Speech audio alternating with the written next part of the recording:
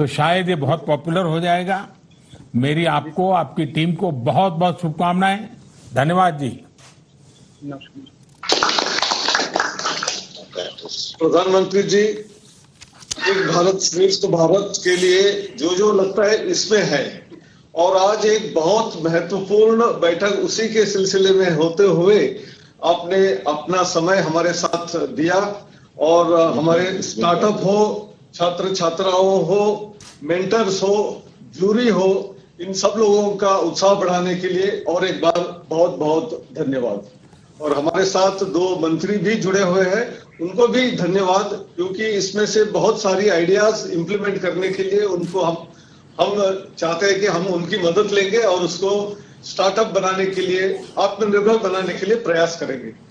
मुझे आप लोगों की बातें सुनकर के बहुत अच्छा लगा, और मुझे खुशी है कि आज हमारे साथी मंत्री पीयूष जी, संजय जी, ये सारे लोग भी हमारे साथ हैं। साथियों, टॉयकेथॉन में जो देश भर से प्रतिभागी हैं, अन्य जो महानुभाव है, और भी आज इस कार्यक्रम जो देख रहे हैं, देखिए हमारे यहां कहा जाता है, साहसे खलु श्री ही वस्ती, यानी साहस में ही श्री रहती है, समृद्धि रहती है। इस चुनौतीपूर्ण समय में देश के पहले टॉयकेथॉन का आयोजन इसी भावना को मजबूत करता है। इस टॉयकेथॉन में हमारे बाल मित्रों से लेकर युवा साथियों, टीचर्स, स्टार्टअप्स और उद्यमियों ने भी बहुत उत्साह से हिस्सा लिया है। पहली बार ही 1,500 से ज्यादा टीमों का ग्रैंड फिनाले में शामिल होना, ये अपने आप में उज्जवल भविष्य के संकेत देता है। ये टॉयज और गेम्स के मामले में आत्मनिर्भर भारत अभियान को भी मजबूती देता है। इसमें कुछ साथियों के बहुत अच्छे आइडियाज भी उभर करके आगे आए हैं। अभी कुछ साथियों के साथ मुझे बातचीत करने का अवसर भी मिला, मैं इसके लिए फिर से एक बार बधाई देता हूं। साथियों, बीते 5-6 वर्षों में हैकाथॉन को देश की समस्याओं के समाधान का एक बड़ा प्लेटफॉर्म बनाया गया है। इसके पीछे की सोच है देश के सामर्थ्य को संगठित करना, उसे एक माध्यम देना। कोशिश ये है कि देश की चुनौतियां और समाधान से हमारे नौजवान का सीधा कनेक्ट हो। जब ये कनेक्ट मजबूत होता है तो हमारी युवा शक्ति की प्रतिभा भी सामने आती है और देश को बेहतर समाधान भी मिलते हैं। देश के पहले टॉयकेथॉन का मकसद भी यही है। मुझे याद है, मैंने खिलौनों और डिजिटल गेमिंग की दुनिया में आत्मनिर्भरता और लोकल सॉल्यूशंस के लिए युवा साथियों से अपील की थी। उसका एक पॉजिटिव रिस्पांस देश में देखने को मिल रहा है। हालांकि चंद लोगों को यह भी लगता है कि खिलौने ही तो हैं, इनको लेकर इतनी गंभीर चर्चा की क्या जरूरत है। असल में ये टॉयज, ये गेम्स हमारी मानसिक शक्ति, हमारी क्रिएटिविटी और हमारी अर्थव्यवस्था पर ऐसे अनेक पहलुओं को प्रभावित करते हैं। इसलिए इन विषयों की बात भी उतनी ही आवश्यक है। हम सब जानते हैं कि बच्चे की पहली पाठशाला अगर परिवार होता है तो पहली किताब और पहला दोस्त ये खिलौने ही होते हैं। समाज के साथ बच्चे का पहला संवाद इन्हीं खिलौनों के माध्यम से होता है। हमने देखा होगा, बच्चे घर में खिलौनों से बातें करते रहते हैं, उनको इंस्ट्रक्शन देते हैं, उससे कुछ काम करवाते हैं, क्योंकि उसी से उसके सामाजिक जीवन का एक प्रकार से शुरुआत होता है। इसी तरह ये टॉयज ये बोर्ड गेम्स धीरे धीरे उसकी स्कूल लाइफ का भी एक अहम हिस्सा बन जाते हैं, सीखने और सिखाने का माध्यम बन जाते हैं। इसके अलावा खिलौनों से जुड़ा एक और बहुत बड़ा पक्ष है जिसे हर एक को जानने की जरूरत है। यह है टॉयज और गेमिंग की दुनिया की अर्थव्यवस्था, टॉयकोनॉमी। आज हम जब बात कर रहे हैं तो ग्लोबल टॉय मार्केट करीब करीब $100 बिलियन का है। इसमें भारत की हिस्सेदारी सिर्फ $1.5 बिलियन के आसपास ही है, सिर्फ 1.5 बिलियन।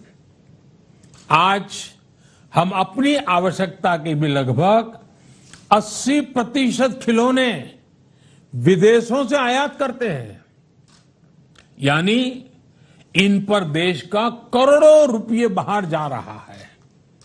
इस स्थिति को बदलना बहुत जरूरी है और ये सिर्फ आंकड़ों की बात नहीं है, बल्कि ये सेक्टर देश के उस वर्ग तक, उस हिस्से तक विकास पहुंचाने में सामर्थ्य रखता है जहां इसकी अभी सबसे ज्यादा जरूरत है।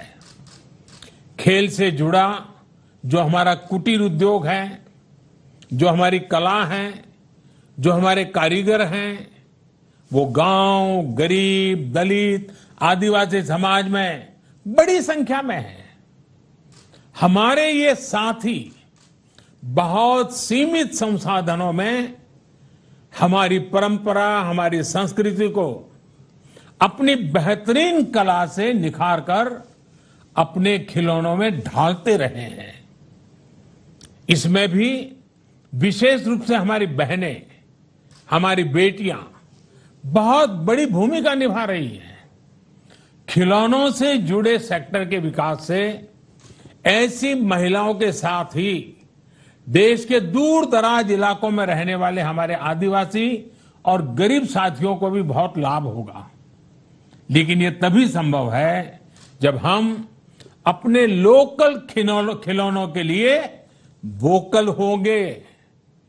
लोकल के लिए वोकल होना जरूरी है और उनको बेहतर बनाने के लिए, ग्लोबल मार्केट में कॉम्पिटिटिव बनाने के लिए हर स्तर पर प्रोत्साहन देंगे। इसके लिए इनोवेशन से लेकर फाइनेंसिंग तक नए मॉडल विकसित करना बहुत जरूरी है। हर नए आइडिया को इंक्यूबेट करना जरूरी है। नए स्टार्टअप्स को कैसे प्रमोट करें और खिलौनों की पारंपरिक कला को, कलाकारों को कैसे नई टेक्नोलॉजी, नई मार्केट डिमांड के अनुसार तैयार करें, ये भी आवश्यक है। टॉयकेथॉन जैसे आयोजनों के पीछे यही सोच है। साथियों, सस्ता डेटा और इंटरनेट में आई तेजी आज गांव-गांव तक देश को डिजिटली कनेक्ट कर रही है। ऐसे में फिजिकल खेल और खिलौनों के साथ साथ वर्चुअल, डिजिटल, ऑनलाइन गेमिंग में भी भारत की संभावनाएं और सामर्थ्य दोनों तेजी से बढ़ रहे हैं। लेकिन जितने भी ऑनलाइन या डिजिटल गेम्स आज मार्केट में उपलब्ध हैं, उनमें से अधिकतर का कंसेप्ट भारतीय नहीं है, हमारी सोच से मेल नहीं खाता है। आप भी जानते हैं कि इसमें अनेक गेम्स के कंसेप्ट या तो वायलेंस को प्रमोट करते हैं या फिर मेंटल स्ट्रेस का कारण बनाते हैं। इसलिए हमारा दायित्व है कि ऐसे वैकल्पिक कॉन्सेप्ट डिजाइन हो जिसमें भारत का मूल चिंतन, जो संपूर्ण मानव कल्याण से जुड़ा हुआ हो, वो हो, तकनीकी रूप में सुपीरियर हो, फन भी हो, फिटनेस भी हो, दोनों को बढ़ावा मिलता रहे। और मैं ये भी स्पष्ट देख रहा हूं कि डिजिटल गेमिंग के लिए जरूरी कंटेंट और कॉम्पिटेंस हमारे यहां भरपूर है। हम टॉयकेथॉन में भी हम भारत की इस ताकत को साफ देख सकते हैं। इसमें भी जो आइडिया सिलेक्ट हुए हैं उनमें मैथ्स और केमिस्ट्री को आसान बनाने वाले कॉन्सेप्ट हैं और साथ ही वैल्यू बेस्ड सोसाइटी को मजबूत करने वाले आइडियाज भी हैं। अब जैसे ये जो आइक्रोगिटो गेमिंग का कंसेप्ट आपने दिया है, इसमें भारत की इसी ताकत का समावेश है। योग से वीआर और एआई टेक्नोलॉजी से जोड़कर एक नया गेमिंग सॉल्यूशन दुनिया को देना बहुत अच्छा प्रयास है। इसी तरह आयुर्वेद से जुड़ा बोर्ड गेम भी पुरातन और नूतन का अद्भुत संगम है। जैसा कि थोड़ी देर पहले बातचीत के दौरान नौजवानों ने बताया भी कि एक कॉम्पिटिटिव गेम दुनिया में योग को दूर सुदूर पहुंचाने में बहुत मदद कर सकता है।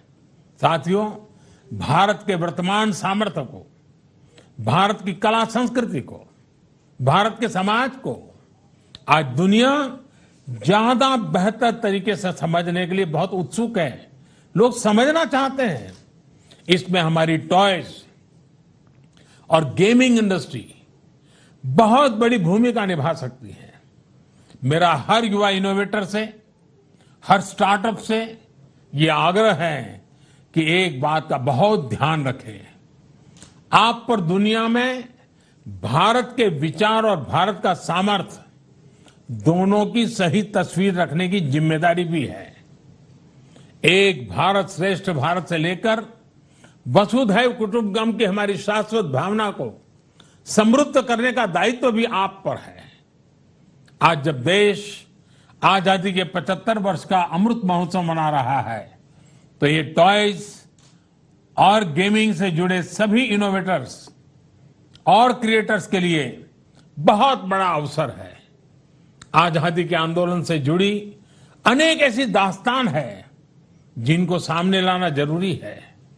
हमारे क्रांतिवीरों, हमारे सेनानियों के शौर्य की, लीडरशिप की कई घटनाओं को खिलौनों और गेम्स के कॉन्सेप्ट के रूप में तैयार किया जा सकता है। आप भारत के फोक को फ्यूचर के से कनेक्ट करने की वाली भी एक मजबूत कड़ी है। इसलिए ये जरूरी है कि हमारा फोकस ऐसे टॉयज, ऐसे गेम्स का निर्माण करने पर भी हो जो हमारी युवा पीढ़ी को भारतीयता के हर पहलू को इंटरेस्टिंग और इंटरेक्टिव तरीके से बताए। हमारे टॉयज और गेम्स इंगेज भी करें, एंटरटेन भी करें और एजुकेट भी करें। ये हमें सुनिश्चित करना है। आप जैसे युवा इनोवेटर्स और क्रिएटर्स से देश को बहुत उम्मीद है। मुझे पूरा विश्वास है कि आप अपने लक्ष्यों में जरूर सफल होंगे, अपने सपनों को जरूर साकार करेंगे। एक बार फिर इस टॉयकेथॉन के सफल आयोजन के लिए मैं बहुत बहुत बधाई देता हूं, बहुत बहुत शुभकामनाएं देता हूं। धन्यवाद।